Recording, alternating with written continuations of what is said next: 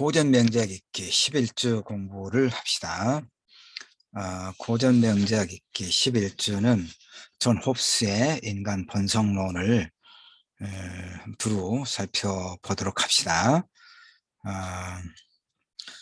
인간 본성론과 관련해서는 8주차에 그 동양의 전통적 사유, 공자의 인애 사상도 살펴보았고, 이어서 맹자와 순자의 소위 성선설과 성악설의 진정한 의미, 이렇게 8주차에 살핀 바 있습니다.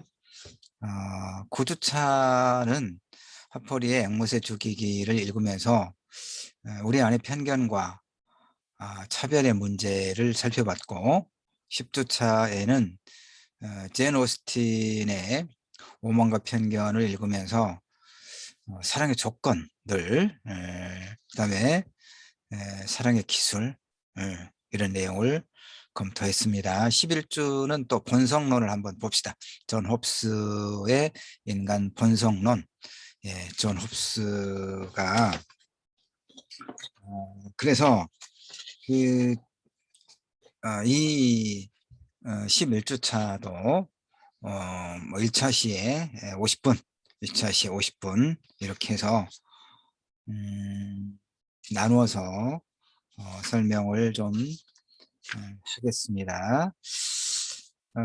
인간 본성에 관한 단 하나의 정의란 사실 없어요. 지난번에 8주차에 공자 그리고 맹자와 순자의 철학사상을, 인간 본성론과 관련한 철학사상을 두루 이야기하긴 했습니다만은, 그리고 이제 지금은 11주차고 또 뭐 한 두세 번 서구의 그 철학사상가들의 텍스트를 읽으면서 인간 본성론을 조금 더 살펴보려고 합니다만은, 사실 인간 본성에 관한 단 하나의 정의란 있을 수 없어요. 그렇죠? 철학사에 서로 얽혀있는 굉장히 많은 그 어떤 철학 사상들이 우리 자신을 이해하는 데 일정한 도움을 주지요. 그러나 우리가 생각하는 우리란 누구인가 라는 물음, 그러니까 나는 누구인가 라고 하는 이런 물음 이상으로 중요한 것은 뭐냐, 자꾸 내가 생각하는 나는 누구인가, 그리고 당신이 생각하는 당신은 누구인가, 이런 물음이 좀 어렵긴 하죠. 다시 말해서 인간의 본성과 개인의 본성이라는 두 가지 문제가 항상 연계되어 있다, 그 말이야. 인간의 본성은 어떤 보편적인 측면을 이야기하죠, 인간이. 그러나 개인의 본성은 그 보편성에도 꼭 들어맞는 건 아니라는 얘기예요. 그렇죠? 그래서 인간의 본성을 이야기할 때는 다양한 소위 어떤 철학 사상들이 경합하고 충돌하고 있다는 것을 일단 이해를 하면 됩니다. 그 다음에 인간 본성과 관련된 이제 이 철학 사상은 우리 개인에게 중요하죠. 그러나 우리가 살고 있는 종류의 사회, 그리고 우리가 살고자 하는 종류의 사회에 근본적으로 영향을 미치는 매우 중요한 문제입니다. 어느 정도까지 우리는 사회를 필요로 할까요? 어떤 고독한 삶 속에 그러니까 고독한, 외부와 단절된 그런 그 삶을 우리는 상상하기는 어렵죠. 예.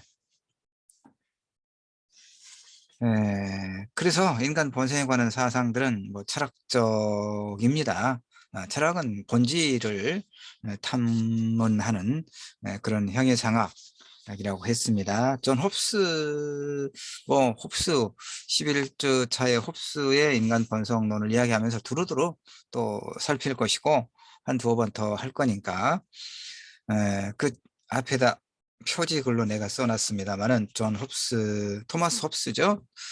홉스는 이렇게 이야기합니다. 영국의 철학사상가인데, 뭐 이제 홉스의 어록이 많이 있습니다. 내가 지금 써놓고 있는 것은 인간은 타인의 결함을 보고 웃는 존재다. 인간은 타인의 결함을 보고 웃는 존재다. 우리의 여러 속성을 아주 적확하게 집어내고 있는 명문장 아닙니까, 여러분? 인간은 타인의 결함을 보고 웃는 존재다. 인간이라고는 보편적 속성은 아까 이야기했죠.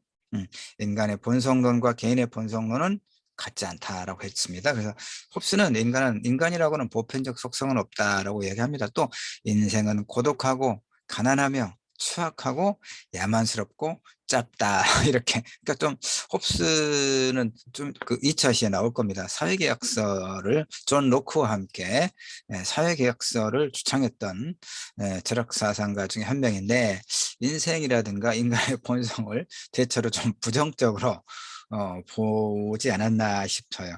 그럴 수밖에 없는 것이 지금 홉스가 살았던 시대를 보니까, 조금 이따 그 자료를 통해서 설명을 하겠습니다만은, 영국이 스페인의 무역함대를 무찌르던 16세기 후반에, 그러니까 1588년에 태어났단 말이에요.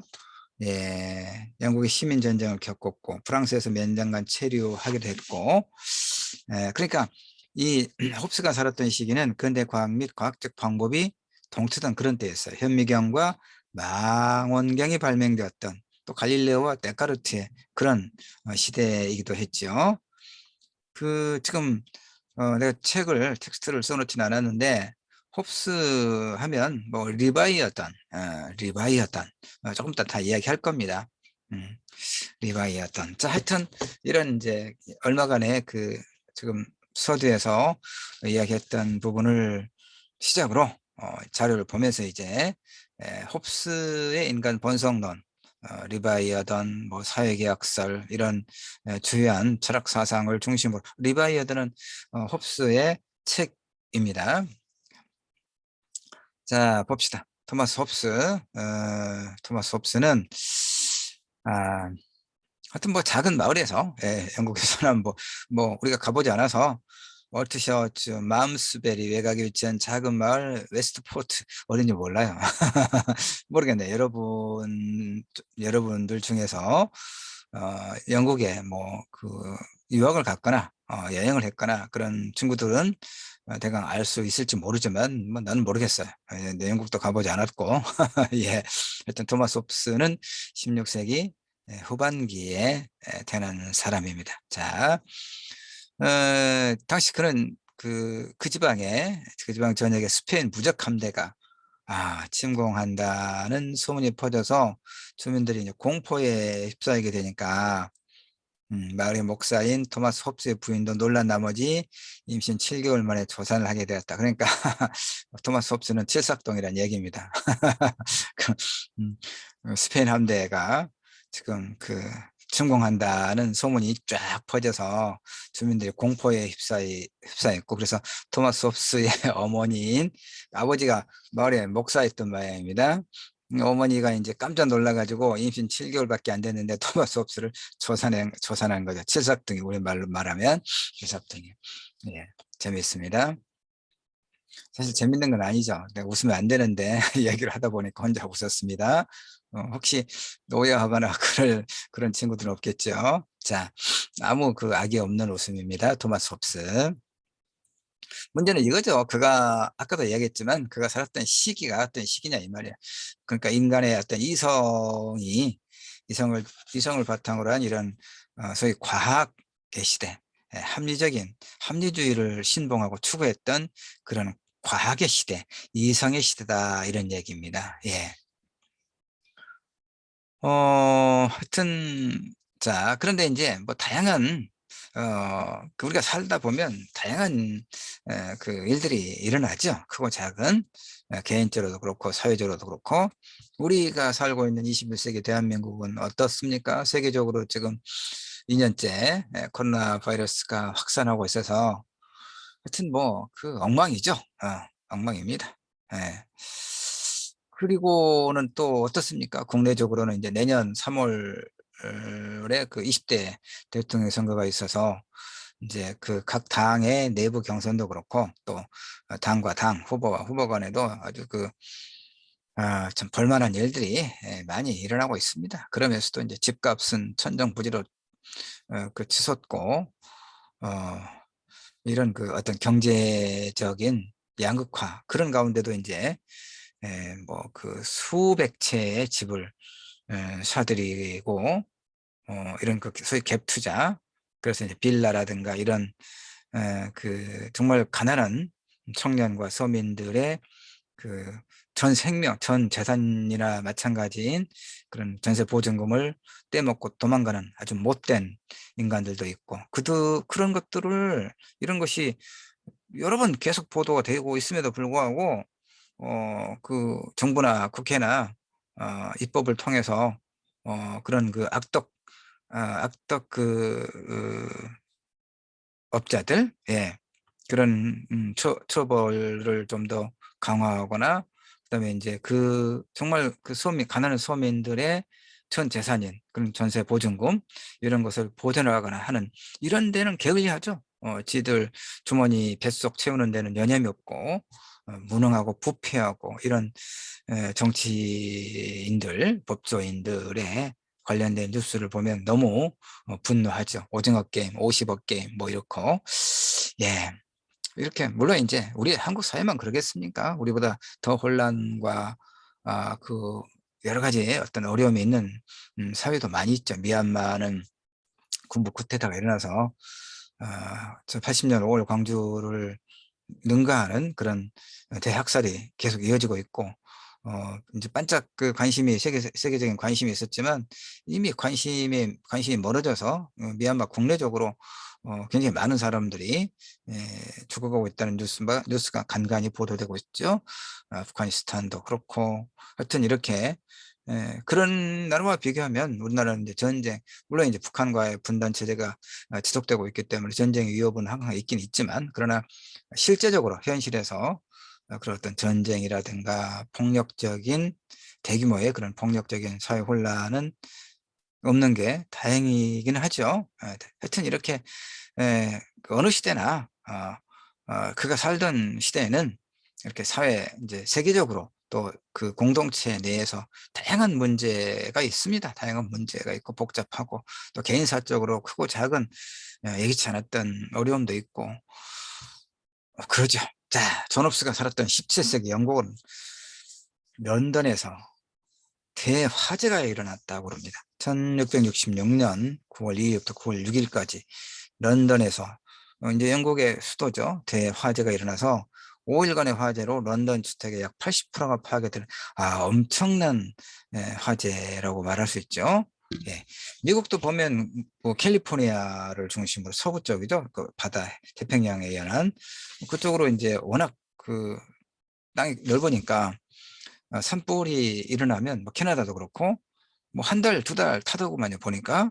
예, 엄청나게 타던데, 런던도 이제 단 5일간, 기간은 5일간이었지만, 런던 주택의 약 80%가 파괴되는 엄청난 화재가 있었던 모양입니다. 이렇게 되면 어떨까요? 그 살던 사람들이 죽음과 그 불안, 공포, 실제로 죽고, 몸을 다치고, 삶의 근간이 파괴되는 그런 어떤 비극, 불행을 경험하게 되겠죠. 또 살아남은 사람들은 온갖 트라우마를 겪게 될 것이고. 하여튼 왜 이걸 좀 계속 길게 이야기하냐면, 뭐 언젠가 또 이야기했겠지만, 문학도 그렇고 역사나 철학 사상도 그렇고, 그 누군가, 여기는 존 홉스죠. 그러니까 홉스가 리바이어던을 통해서 그다음에 사회계약서를 이야기하고, 또 인간의 본성에 대해서 이렇게 이야기하는 거, 이런 존 홉스의 철학 사상은 결국 그 인물이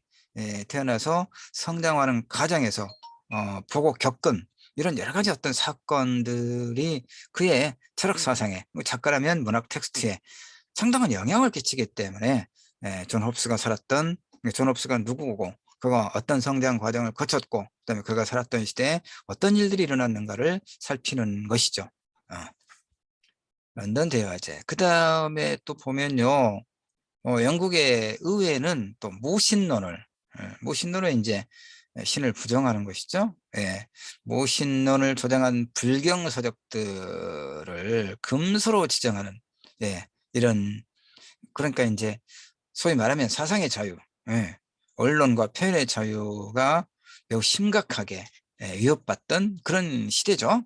예, 또 봅시다. 그래서 이제 이때 이 홉스의 리바이어던 굉장히 유명합니다. 예, 지금 우리가 고전 명작 읽기 11주 공부하고 있죠. 리바이어던 읽는 겁니다. 기본적으로 리바이어던과 사회계약설, 누구의? 존 홉스의. 예, 그러면서 인간의 본성에 관해서 두루 천착 깊이 있게 살피고 있는 것이죠. 그런데 존 홉스의 이 리바이어던은 왜 금서가 되었을까요? 자, 금서가 뭡니까? 읽지 못하게 하는 것이죠. 국가의 공권력을 통해서. 그러니까 이유가 있겠죠. 공동체의 질서에 심각한 위해를 끼치고, 그다음에 청소년의 정서에 매우 부정적인 영향을 미친다라고 했을 때 국가의 공권력을 동원해서 금지, 읽을 수 없다라고 금지 금서를 이제 지정을 하죠. 리바이어던은 왜 금서가 되었을까요? 자, 17세기는 유럽의 대혼란기라고 말할 수가 있어요. 그 30년 전쟁, 그렇다면 구교를 이제 로마 가톨릭 교회를 이야기합니다. 신교는 이제 프로테스탄트, 개신교를 이야기하죠. 개신교. 예, 그러니까 구교 지지 국가들과 신교 지지 국가들 간에 이 30년에 걸친 전쟁이 일어납니다. 전쟁은 많은 사람들을 죽음에 몰아넣고 삶의 터전을 파괴하죠. 전쟁, 30년 전쟁. 그 다음에 영국은 또 이제 내전이 일어납니다. 왕당파와 의회파 간에 세 차례에 걸쳐서 내전이 일어납니다. 왕당파는 이제 그 왕을 중심으로 한 그런 질서를 유지하고자 하는 그런 세력을 이야기하죠. 의회파는 뭡니까? 때문에 왕이 아니라, 그러니까 조선시대에도 이런 비슷한 게 있었어요. 뭡니까? 그 소위 이제 이성계가 그 조선을 그 건국을 하죠. 그랬을 때 그 수도 한양을 소위 설계하고, 그 다음에 이성계를 도와서 소위 창업을 했으면서, 그리고 어떻게 이제 국가를 운영할 것인가 이 설계를 했던 인물이 정도전이죠. 그런데 정도전은 나중에 이방원에 의해서 죽임을 당하죠.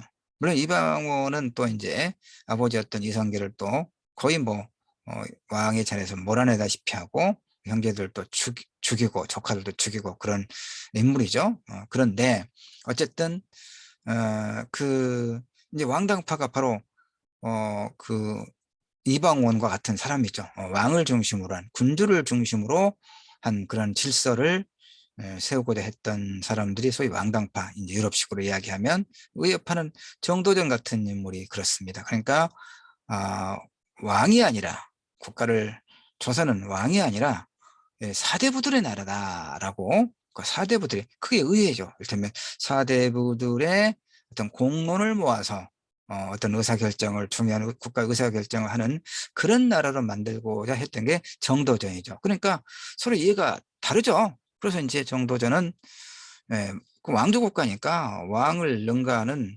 세력을 갖추기는 어렵죠. 그래서 또 이제 막 이제 고려 왕조를 뒤집어 엎고 새로 조선을 창업한 사람들이니까 이제 어떤 힘이 강했죠. 무력이. 그래서 결국 정도전은 이방원에 의해서 이제 죽음에 이르죠. 이게 바로 이제 왕당파와 의회파 간의 이런 내전이 영국에서도 세 차례에 걸쳐 일어났다, 이런 얘기입니다. 대혼란의 시기입니다. 존 로크가 살았던 시기가. 예. 존 로크가 아니라 존 홉스. 네, 둘 다 비슷하게 사회계약서를 주장했던 사람이죠. 홉스.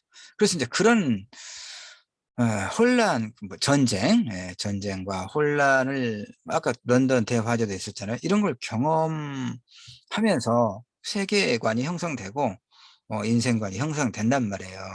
철학 사상이 무르익고 그걸 바탕으로. 그러니까 홉스는 그래서 인생에는 끊임없는 공포와 폭력적인 죽음의 위협이 있고 고독하고 가난하고 끔찍하고 짐승 같고 짧다라고 한탄을 합니다. 예. 이 전쟁, 거듭되는 전쟁과 재난을 보면서 이런 생각을 하는 게 지극히 당연하지 않겠습니까? 예. 홉스가 살았던 시대에 많은 사람들이 이런 생각을 했겠죠. 근데 홉스는 이제 워낙 또 그 후대까지 남는 이런 정치 그 철학 사상가이기 때문에 그의 어록이 이렇게 남았을 뿐이고 다른 사람들도 다 이렇게 생각하지 않았겠습니까? 당시에 살았던 사람들이. 예. 홉스. 인생에는 끊임없는 공포와 폭력적인 죽음의 위협이 있고 고독하고 가난하고 끔찍하고 짐승 같고 짧다. 또 만일에 대한 투쟁, 만일에 대한 투쟁. 여러분 이런 이야기 많이 들었죠? 이게 이제 홉스가 어 홉스가 지금 내가 이제 존 로크, 존 홉스 이렇게 막 헷갈렸던 모양입니다. 존 로크는 이제 사회계약서를 주장했던 다른 철학 사상가고 존이 아니라 T인데 미안합니다. 토마스 홉스. 예. 잘 보고 헷갈리지 않도록 할게요. 토마스 홉스. 예. 어, 토마스 홉스. 리바이어던에서 발음도 있어요. 리바이어던. 예, 그의 책 리바이어던에서 만인의 투쟁. 이건 자연 상태에서는 그런다 이 얘기입니다. 좀 이제 조금 더 이야기를 이제 많이 할 겁니다. 뒤에서. 자연 상태가 뭡니까? 어떤 법과 그다음에 군주의 그런 어떤 그 강력한 어떤 사회 통제 시스템이 작동하지 않는 그 사회 질서가 법에 기반한 이런 사회 질서가 작동하지 않는 자연 상태에서는 만인의 투쟁이 일어날 수밖에 없다. 만인의 투쟁이 일어나는 상태는 어떤 상태입니까, 여러분? 동물의 세계죠. 그야말로 약육강식의 세계다. 이런 얘기입니다. 그러니까 이 유럽에서의 그런 신교도와 그러니까 신교, 가톨릭 교도를 지지하는 국가들과 그다음에 이제 개신교, 신교를 지지하는 국가들 간의 전쟁, 영국에서 왕당파와 의회파 간의 전쟁, 그다음에 런던의 그 80% 이상의 가옥을 불태워버린 5일간의 대화재, 이런 것을 보고 듣고 경험했던 홉스는 결국은 이런 자연 상태의 인간은 누구라도 만인에 대한 투쟁 상태에 떨어질 수밖에 없다고 비극적으로 본 겁니다. 그래서 이제 나름대로 뭔가, 그러면 우리가 인간이 이런 상태에서 벗어나려면 어떻게 할 것인가를 제시하겠죠. 예.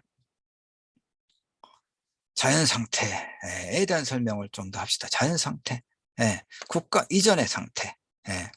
국가는 이제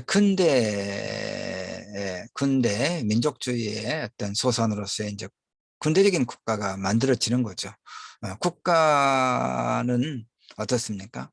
어, 그 국가를, 그러니까 군대를 유지하면서 외부의 침략으로부터 그 국민들의 생명과 재산을 보호하죠. 예. 그러면서 또 내부적으로는 강력한 경찰 제도를 통해서 그 범죄를 예방하고 범죄자를 처벌하고 이렇게 공동체가 발전할 수 있도록 강력한 어떤 그 법 질서를 유지하고자 하죠. 이게 이제 국가죠. 그러니까 국가는 국민이 위임한 권력을 바탕으로 군대를 유지하고, 그래서 외부로부터 자국의 영토와 국민의 생명과 재산을 보호하는 한편 대내적으로는 경찰력을 동원해서 이 어떤 공동체 질서를 유지하고자 하는 것이죠. 그다음에 이제 징세권, 세금을 걷어서 바로 그런 일에 충당하는 재정을 운영하고, 또 복지 제도를 실시하고 이렇게 하는 것이 국가죠. 그러니까 국가는 그 영토 내에 그 주권이 미치는 영토 내에 국민들을 보호하는 역할을 하죠. 자연 상태에서. 그렇죠? 그러나 이제 또 그 여러 가지 어떤 국민들에게 의무를 부과하죠. 국방의 의무도 있고, 실제로 예전에는 뭐 전쟁이 나면 이제 다 전쟁으로 징집되어서 결국 죽거나 몸을 상하거나 이런 일은 뭐 비일비재했잖아요. 현대 국가에서도. 그래서 이제 우리나라도 일정한 조건을 갖춘 청년들은 징집돼서 이제 군대에서 일정하게 복무를 하는 병역의 의무가 있죠. 납세의 의무도 있고, 이렇게 국가로서 뭐 교육의 의무도 있고, 그건 권리이기도 하면서 이제 의무가 된 거죠. 그다음에 뭐 환경 보호의 의무라든가 이런 국민으로서의 어떤 그 의무가 주어져 있고, 그 의무를 위배했을 때는 그에 따른 처벌을 받는 것이죠. 자, 국가. 그러니까 자연 상태는 그런 국가의 권력이 작동하기 이전의 상태란 이야기예요. 인간의 악한 본성으로 인한 만인에 대한 투쟁 상태, 즉 자연 상태, 동물의 왕국, 약육 강식의 세계. 힘 있는 자가 포식자가 그 아래를 그 아래 이렇게 계속 먹이사슬에 의해서, 이건 완전 자연 상태죠. 근데 인간의 삶이 그래서는 안 되겠죠. 인간의 삶이. 그런데 국가 이전의 자연 상태에서는 그렇다라고 보는 겁니다. 홉스가, 토마스 홉스가. 예. 그 다음에 그래서 이제 그런 만인 대 만인의 투쟁 상태에서 벗어나기 위해서는 어떻게 할 것인가? 홉스만 그런 게 아니라 아까 존 로크 같은 학자들도 그렇고 사회계약설이라고 하는 하나의 정치 철학을 제시합니다. 사회계약설. 자신의 생명을 보호하고, 누구라도 우리는, 그다음에 평화와 안전 등을 보장받기 위해서. 근데 우리 개인이 못하잖아요. 그러니까 서부 시대 미국에서는, 그러니까 지금도 미국이 이제 총기를 휴대하게끔 되어 있는 것이 소위 서부 개척 시대라고 하는 것이 솔직하게 이야기하면 뭡니까? 유럽 사람들이 미국에 와가지고 그 원주민들 다 이렇게 쏴 죽이고, 그다음에 노예로 만들고, 그렇게 하는 과정에서 총기를 사용했던 거 아닙니까? 예. 그러니까 끊임없이 서로 간에 또 죽고 죽이는 이런 소위 자연 상태가 상당히 지속됐죠. 그런데 다시 봅시다. 자기가 가지고 있는 총을 가지고 자신의 생명을 끝까지 지킬 수 있느냐? 그건 아니란 얘기죠. 그렇죠? 그러니까 자기의 생명을 보호하고 평화 안전 등을 보장받기 위해서는 어떻게 할 거냐? 개인의 역량 갖고는 안 된다는 얘기예요. 아무리 총을 몇 자루씩 가지고 있어도. 어, 더 많은, 총을 맨 더 많은 인원이 몰려오면 어떨 거예요? 꼴짝없이 죽는 거죠? 그러니까 그게 동물의 세계죠.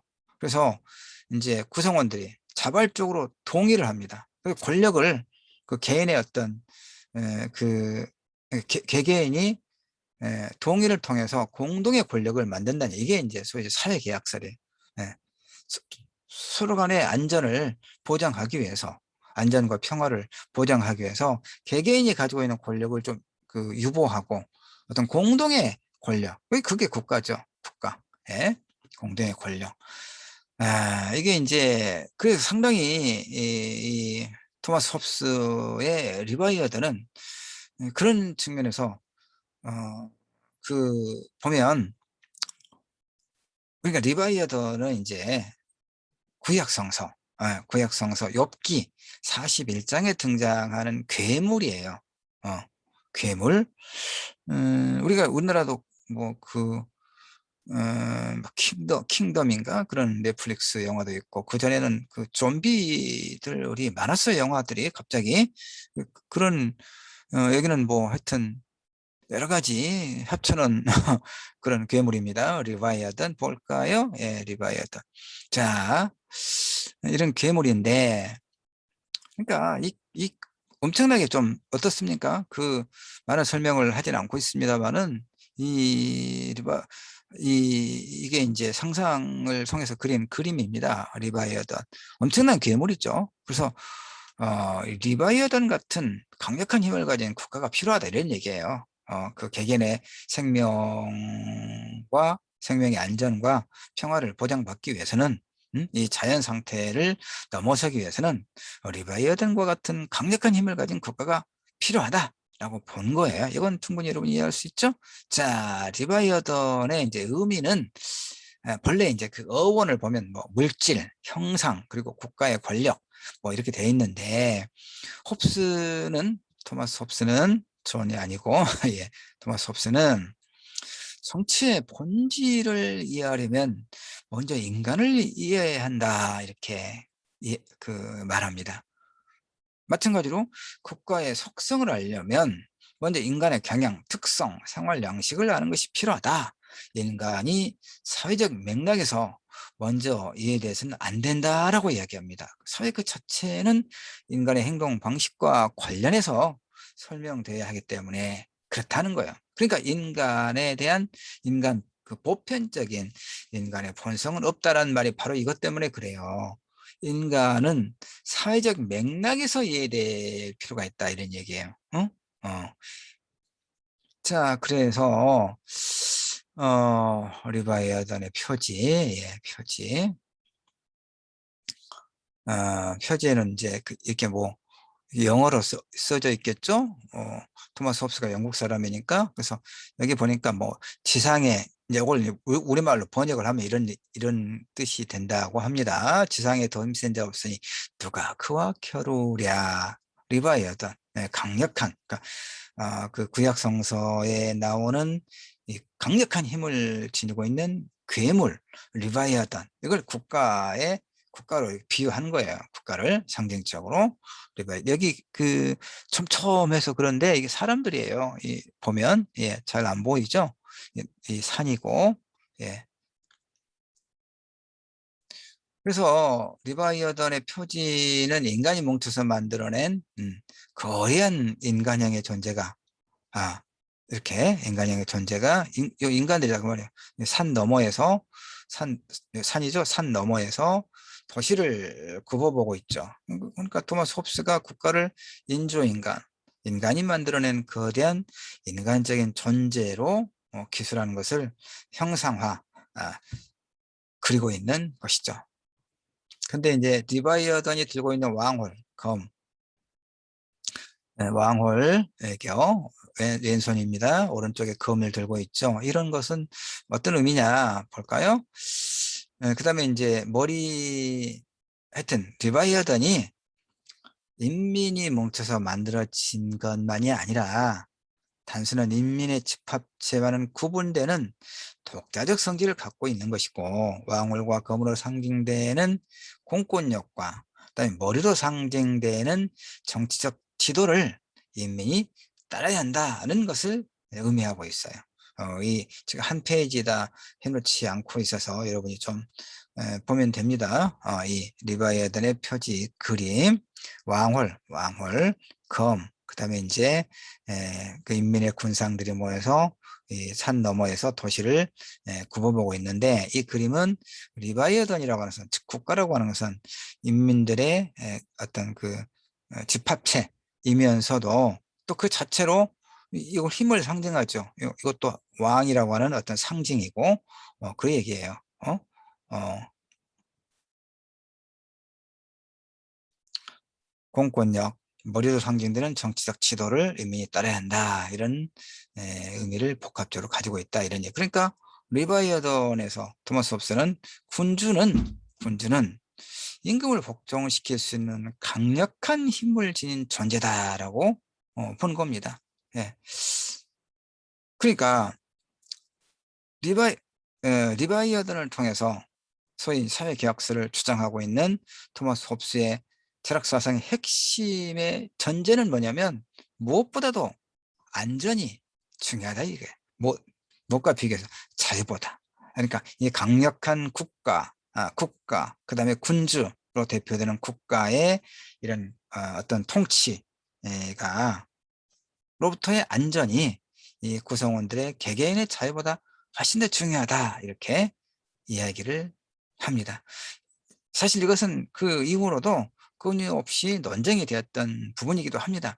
전체, 소위 전체, 공동체주의, 전체주의 또는 뭐 이제 개인주의 이런 것들이 늘 뭐 전체가 더 중요한가, 그다음에 개개인의 집합으로서 전체이기 때문에 개인이 더 중요한가, 늘 논쟁이 있습니다.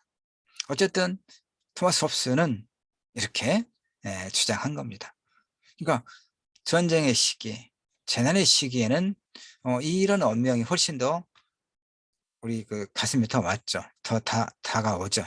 그런데 이제 평화가 오랫동안 지속되는 시기에는 또 그런 어떤 안전이 이제 담보가 되고 난 다음에는 또 사람들이 어떤 자유 확대를 또 요구하죠. 이게 이제 뭐 어쩔 수 없는 그런 어떤 성질을 가지고 있다고 봐야겠습니다. 자, 홉스의 사회계약론, 뭐 사회계약설, 봅시다. 사회계약을 통해서, 그러니까 개인이 위임한다는 얘기입니다. 개인이 개개인이 가지고 있는 어떤 권리를 잠시 유보하고 공동의 무엇인가에 위임을 한다는 말이에요. 그게 이제 국가라는 얘기인데, 그게 그걸 사회계약이라고 해요. 그래서 사회계약을 통해서 만인에 대한 투쟁, 즉 자연 상태를 극복하고 자신의 생명과 안전을 보장받기 위해서 강력한 국가가 필요하다. 강력한 국가의 성립이 필요하다라고 주장한 게 홉스의 사회계약론이에요. 알겠죠? 이 핵심적인 내용을 잘 이해하고 있을 거라고 믿습니다.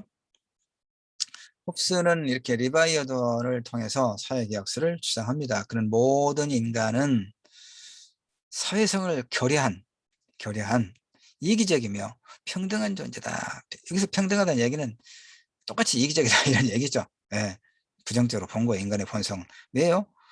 아까 계속 앞에서 이야기했잖아요. 신교와 구교 간의 국가들의 전쟁, 영국에서 세 차례에 걸친 내전, 런던의 시가지 80%를 불태워버린 5일간의 대화제, 이런 것을 보면서 그런 혼란 상태, 전쟁과 혼란 상태에서는 그 넷플릭스에서 그 시리즈로 방영했던 6화까지였던데, 원래는 웹툰이었다고 그러죠. 김보통의. 근데 이제 그 영화로 만들어졌잖아요. 드라마로 6화까지 DP. 군대. 그러니까 시리즈를 보고 참 여러 가지 생각이 들죠. 일단 봤던 친구들은, 혹시 또 군대에 갔다 온 친구들은 더 공감이 많이 됐을 텐데, 군대라고 하는 어떤 특수한 공동체가 그 내에서 인간의 이기적이면서 아주 비열한 인간의 어떤 속성을 아주 바닥까지 보여주고 있는 보여줬잖아요. DP라고 하는 시리즈 드라마에서. 홉스가 이제 그런 걸 봤다고 생각을 해요. 그러는 것을. 그래서 인간은 사회성이 뭡니까? 서로 간에 양보하고 배려하고 존중하는 이런 공동체성을 상실한 자기만을 생각하는 이기적이며 평등한 존재다라고 본 거예요. 그래서 자연 상태, 즉 무정부 상태는 만인에 대한 만인의 투쟁 상태다. 이런 이기적인 존재들이 모여 있는 자연 상태에서는 만인에 대한 만인의 투쟁이 일어날 수밖에 없는 무정부 상태다라고 보는 겁니다. 그러니까 이건 개인의 안전을 도모할 수가 없는 그런 사회 아니겠어요? 그래서 이제 리바이던을 통해서 그래서 자연 상태에서 인간은 항상 죽음의 공포에 시달리고 외롭고 비참하다. 따라서 자연 상태에서 벗어나기 위해서 모든 개인은 자신의 자연권을, 자연적으로 갖고 있는 어떤 권한을 제3의 주권자에게 자발적으로 전부 양도해야 된다, 이런 얘기예요. 이렇게 주권자, 즉 국가 혹은 정부는 개개인에게서 양도받은 권리를 바탕으로 절대적인 강제력을 행사하는 것이죠. 이건 절대 군주란 말이에요. 이제 군대를 운영하고 경찰을 운영하고 그다음에 이제 세리를 이제 활용을 해서 세금을 징집하고 이런 것들. 예. 그래서 사회를 평화로운 상태로 이끌어 나가게 된다는 것이죠. 예. 절대 권력의 군주에게, 예. 절대 권력의 군주에게 한 가지 경우를 제외하고는, 음, 제외하고는 무조건 복종해야 된다라고 이야기합니다. 흥미있죠? 한 가지 경우가 뭘까요, 여러분? 절대 권력의 군주에게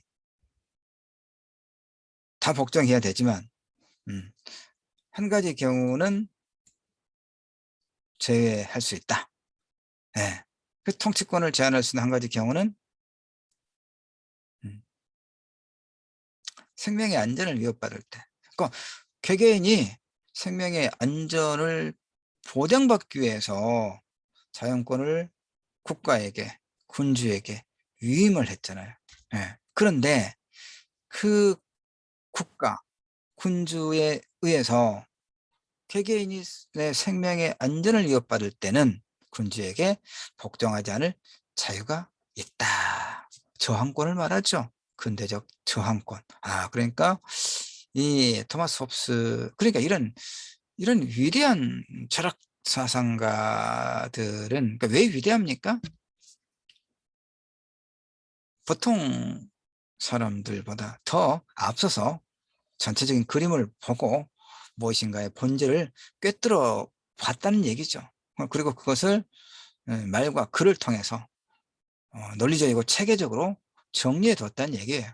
그 이후의 학자들이, 그 이후에 많은 사람들이 이런 위대한 그 철학 사상가들의 책을 통해서 어떤 교훈을 얻는 거죠. 실질적인. 자, 개인과 사회 문제는 늘 어떤 그 딜레마가 있다고 이야기했습니다. 아까도 전체 개개인의 집합체인 전체가 더 중요한가, 아니면 그 개개인이 더 중요한가는 해묵은 논쟁거리이기도 합니다.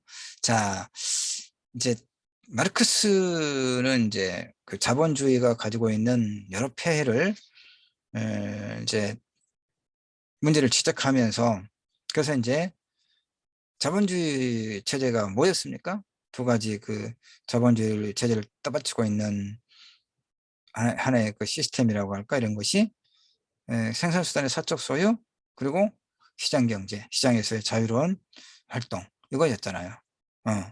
근데 이제 그렇게 하면 자본가는 계속 자본을 축적해서 엄청난 부를 쌓을 수 있지만, 노동자는 하루 24시간 노동할 수 없잖아요. 자기 몸밖에 없으니까, 생산수단이라고 하는 것이. 그러니까 항상 가난하고, 이런 빈부의 격차가 엄청나게 벌어지는 이런 문제를 발생한 거죠. 뭐 물신주의라든가 사무라는 말할 것도 없지만, 인간의 소외라고 하는 것은 말할 것도 없지만. 그래서 마르크스는 이제 바로 그런 자본주의 체제가 갖고 있는 모순을 이제 하나의 대안으로 사회주의 내지는 공산주의 이데올로기를 제출하죠. 그게 뭡니까? 공동생산, 공동분배. 물론 그것은 현실에서 이제 실패로 끝났죠. 같이 우리가 그 강의실에서 그 소위 모둠을 팀을 만들어서 뭔가 과제를 하면 그 팀원들이 하나의 마음으로 원팀 정신으로 하는 게 아니라, 꼭 한두 사람은 여러 가지 핑계를 대고 자기 일은 좀 소홀히 하고 덜하고 소위 숟가락 얹으려고 하는 친구들이 들어있잖아요. 바로 그런 것처럼 이 마르크스가 자본주의 체제의 모순을 혁파하기 위해서 그 제시했던 사회주의 내지 공산주의 이론의 맹점은 바로 그거였어요. 공동생산, 공동분배. 똑같이 일하고 똑같이 나눈다. 이게 안 됐다는 얘기예요. 인간의 어떤 본성에 내재되어 있는 어떤 이기심을 간파하는 거죠. 자, 어쨌든 마르크스는 인간은 사회에 의해 만들어진다라고 보는 겁니다. 아리스토텔레스도 우리가 공동체를 형성하는 것은 자연적이다라고 생각한 거예요. 그래서 공동체에 우리가 인간으로 만드는 본질적 속성이 있다라고 본 겁니다. 근데 토마스 홉스는 어떻습니까? 우리는 본성상 사회와 독립해서 존재하는 원자다. 따라서 협동하는 것을 배워야 한다라고 주장합니다. 좀 알 것 같습니까? 서로 비슷한 것 같으면서도 본질에 있어 다르죠. 예. 그래서 이제 유명론까지만 뭐 1차 시에는 이야기를 해야 할 것 같습니다. 유명론 하니까 좀 뭐가 기억납니까? 8주차에 8주차 우리가 공자 맹자 공부했죠.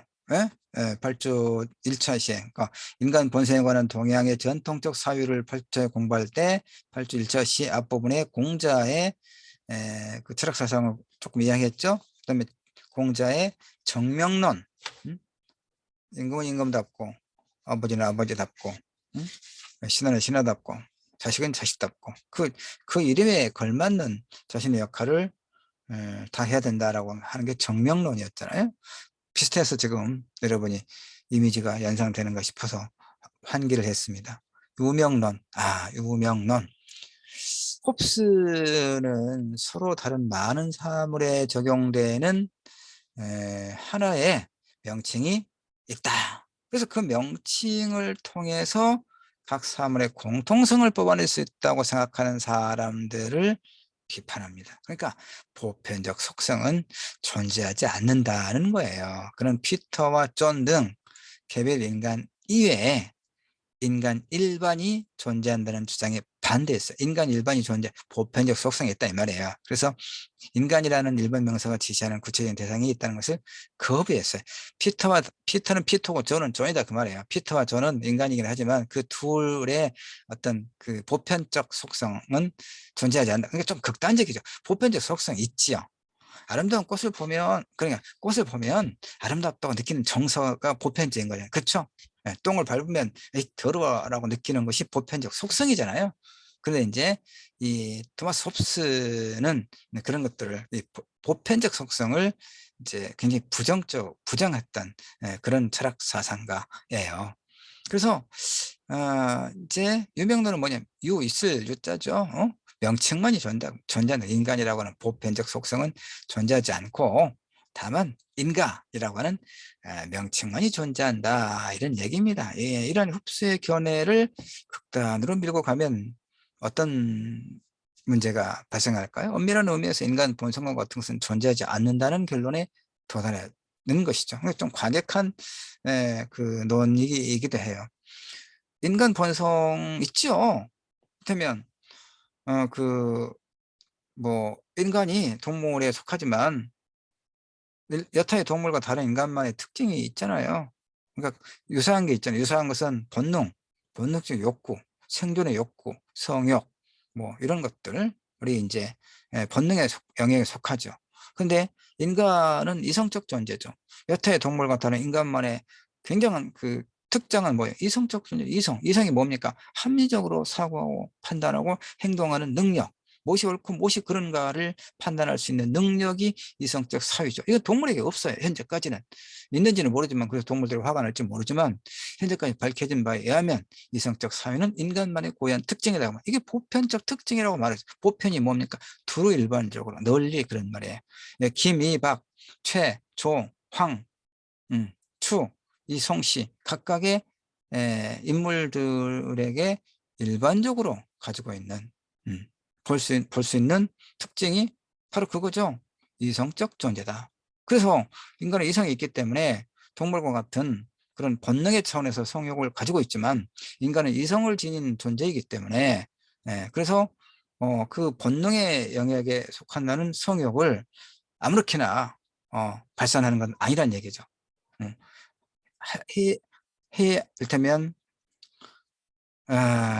그러니까 그 구분 분별을 한다는 얘기예요. 그 분별을 못하는 자들은 우리가 뭐라고 얘기합니까? 짐승만 또 못한 자들이라고 이야기하는 것이죠. 예. 그래서 어쨌든 인간의 본성은 있어요. 있습니다. 그 두루 적용할 수 있는 보편적 속성. 그러니까 아름다움에 관한 정성, 추한 것에 대한 느낌, 이것은 보편적으로 존재하는 거라고 봐야 돼요. 그다음에 옳고 그름, 옳고 그름에 대한 것도 그 어떤 공동체 내에서의 보편적인 어떤 규범이라고 하는 게 있습니다. 그런데 이제 이 토마스 홉스는 그런 것을 좀 부정하죠. 그가 살았던 시대에 겪었던 전쟁과 내전과 대화재와 같은 인간을 죽음과 고통으로 몰아넣는 그런 사건들을 경험하면서 인간에 대한 그런 어떤 그 부정적인 생각들이 쌓였다라고 이해할 수 있습니다. 그래도 불구하고 홉스의 탁월한 그 어떤 견해는 무엇입니까? 자연 상태에서는 만인 대 만인의 투쟁이 일어날 수밖에 없다. 그래서 그 자연 상태를 벗어나기 위해서는 어떻게 해야 된다? 사회계약을 통해서 강력한 군주에 의한 통치로부터 안전을 보장받아야 된다라고 리바이 에덴에서 강조했다라고 하는 것이죠. 이건 굉장히 그 아주 중요한 토마스 홉스의 그런 매우 중요한 철학 사상이라고 이야기할 수가 있죠. 자, 여기까지 해서 일단 1차 시는 여기까지 하죠. 하고 또 쉬었다가 2차 시에서 더 이어서 이야기를 하도록 하겠습니다. 잠시 쉬겠습니다.